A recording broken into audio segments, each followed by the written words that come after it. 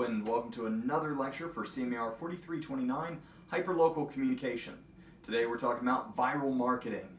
So I'm sure you've seen something on your Facebook feed or popping up on YouTube as one of the hot hits for the day. Something that has gone viral, that is just spreading, whether it's a video of some cat or some person falling down a flight of steps, or maybe some funny video by a comedian or celebrity or politician, but something that has grabbed everybody's attention and is spreading like wildfire. Well, we're going to be talking about how to harness that kind of power for marketing purposes. So first off, let's discuss what viral marketing is. Viral marketing is exactly what its name implies. It's marketing that spreads similar to a virus. Yes, I know that sounds a little bit negative, but bear with me. The idea is that a potent message takes root in a handful and spreads to others who will then spread it on to others. So kind of like a virus, how it starts small and keeps spreading throughout until it's almost this unstoppable thing. That's what viral marketing is. It's a few people really catching this idea and it just going on from there as it keeps spreading from one to another to another. The message has this, you've got to see this kind of quality. And the strategy pins its hopes on a small group of followers, embracing the content and then marketing it for you. That's what's really distinct about this strategy. It's entirely in the customer's hands. And it's up to them to get shared and email this and to tweet it throughout the internet.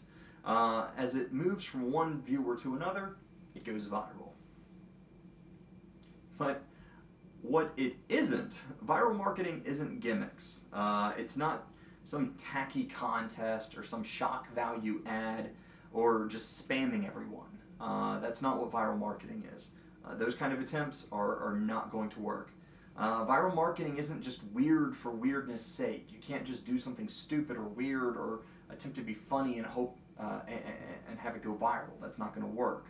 That's just an awful way to market your brand, and it's going to kind of actually push people away. It's not that you can't be different, but if the message has no relevance to your brand, it's going to fall flat. It's absolutely not about trickery or bait and switch. So if you're going anywhere near that kind of clickbait strategy, not going to make you the most popular and really going to have a failure of a marketing strategy. You've got to still deliver on the promise of your content. So you have to leave your audience satisfied. If you're going to be deceptive, that's only going to lead to them being frustrated and having a whole bunch of consumers who are going to tar and feather you all over the internet, bad-mouthing you, complaining, leaving poor comments. That's not what viral marketing's goal is. So you need to deliver on the promise of whatever your viral marketing is. With the customers at the core of the viral marketing strategy, you're aiming for a digital word of mouth, or word of mouse, if you will. The best way to stack the odds in your favor is for viral content that's well designed. So you can't just pass off poor quality stuff. You need quality content that the customers want and are going to look forward to sharing. You have nothing without relevant, attractive content. Next, your message needs to be memorable. I don't just mean it needs to be impactful, it also needs to be easily conveyed. So it needs to be bite-sized, so it can quickly spread from one person to another. So a 1,000-word post or some kind of 8-minute long video, most people aren't going to want to take a bite out of that. But if you make something smaller, people are going to be more willing to invest their time. So a simple tweet or a video that's under a minute, that can get right to the point and attract more interactions than larger, heavier, meatier works. So just remember, simple sometimes works best. Finally, make your work accessible to the greatest number possible. People like free stuff, so don't put any barriers between your product and the consumer. Because you have to understand that if people like your free stuff, then they're going to be more willing to dip into their wallets for the paid content. And I know that doesn't apply to every brand, but regardless, people like free. So making content that can go out there and people can access easily, they're going to bite at that, and they're going to be willing to then share it with others. So don't depend on people going to your website to get it. Don't put that obstacle there. Put it on social media. Put it where people directly can get it and share it, and it can go out there, because that's just going to get word of mouth for you and your brand, and have more people coming to you for whatever your service is. But I do want you to understand that despite all your best efforts, the success of a viral marketing campaign is entirely in the hands of the customers. Not every effort is going to succeed at any given time. Okay, like gardening, there's a time to plant. Miss it and the crop's not going to grow. So likewise, it takes luck. What's going to stick with your niche audience changes quickly.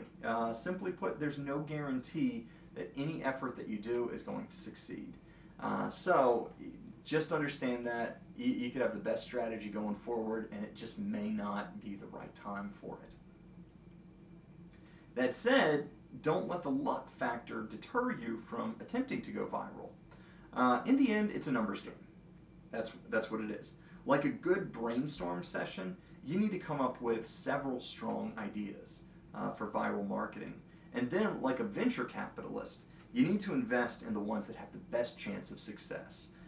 So, several aren't going to pan out, but some might generate some buzz, and one or two might really hit home runs. And that's what you've got to work for, is come up with a bunch of strong ideas, invest in the strongest ones, and then just play the numbers. One of them is bound to hit the right time and go viral. And it's all going to point back to your brand. And that's really all it takes. One idea, one good solid idea to go viral. You just got to keep trying at it. So when it comes to creating viral content, the same old strategies just can't apply. Be ready to work with different media and do things different than you have ever before. So if you've got an upcoming video for something that you're creating or filming, go ahead and tweet screenshots of it. People eat that stuff up, seeing a work in progress or behind the scenes photos. Maybe you're writing a book. Well, maybe create a almost movie-like trailer for it. A different way to kind of grab people's attention. Or maybe you're a ministry or a nonprofit. Well, write advice or tips in 2 to 3 sentences that grabs people's attention that they can tweet and share. The more well-versed you become in different media, the easier all this is going to become. And the reason you want to do it is so that people can interact with it in different ways, and you can grab different audiences that you may never have been able to reach before. And you want to do this on different platforms. So not only working with different media, but different platforms. Because you may have traditionally been sticking with Facebook. By engaging people on YouTube, however, or Twitter, you might be drawing in new audience that never would have discovered you otherwise. And those are the big ones, Facebook, YouTube, Twitter, but understand there's even other platforms you could be using. So blogs or other social media or message boards, all these different areas that you could potentially be targeting with your marketing. Nothing should be off the table. And don't be afraid to experiment. Viral marketing has to be innovative. It has to be creative. So don't limit yourself to just being consistent. Okay? If you're a very serious brand, it's okay to be funny sometimes, or at least be lighthearted. Similarly, if you're a more lighthearted entertainment thing, what a great kind of shock value to kind of see the more human, more serious side of you if you're taking up an issue. So here's an example. Most local news agencies make serious promos for their upcoming news, but some of the most widely shared ones that I've seen on Facebook and others are when they get a little bit goofy and they craft these little humorous pieces showing who they are behind the scenes. And those spread like wildfire. They just go out, and because people like seeing these anchors who normally are reporting serious stuff actually get to show that human side. And so it's okay to be a little bit different and experiment. But finally, make sure to share it with the right audience. Get it into the hands of the people that are most likely to embrace it and reshare it. It's not, you don't want to just spam everybody. That's not effective. It's just going to tick people off. make sure it goes to the right people, because they're the ones that are going to share it. They're the ones that are going to make it go viral, not you. So maybe it's fans, or maybe it's the organizations that are related to you or following you. Maybe it's bloggers. Whoever it is, make sure you get that content to them so they can share it. And determine who will be your best advocates. Pass it on, and with a small but powerful, dedicated following, you're going to be able to see your content spread, and it's going to go viral. So ultimately, just give it your best effort.